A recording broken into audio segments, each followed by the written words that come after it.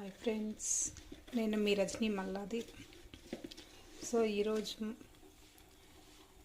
Lemon tea ఎలా చేసుకోవాలో నేర్చుకుందాం. సో ఫస్ట్ అయితే 2 గ్లాసెస్ వాటర్ని తీసుకొని కొంచెం మరుగుతున్నప్పుడు అందులోకి మనం 2 స్పూన్స్ బెల్లం వేసుకోవాలి.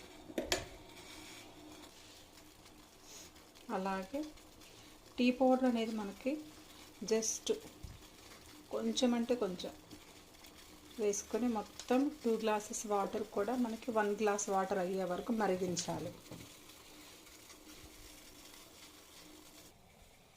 అలాగే కప్పులోకి మనం 2 పుదీనా ఆకులను తీసుకోవాలి. ఇప్పుడు మరిగిన ఈ ఛాయ్ని మనము ఫిల్టర్ చేసుకుందాం. ఫిల్టర్ చేసుకున్న తర్వాత ఈ ఛాయ్లోకి మనము 2 డ్రాప్స్ లెమన్ని పిండుకుందాం. సో లెమన్ ఎక్కువ అవసరం లేదన్నమాట. సో ఈ రకంగా మనకి లెమన్ టీ అనేది రెడీ అయిపోయింది.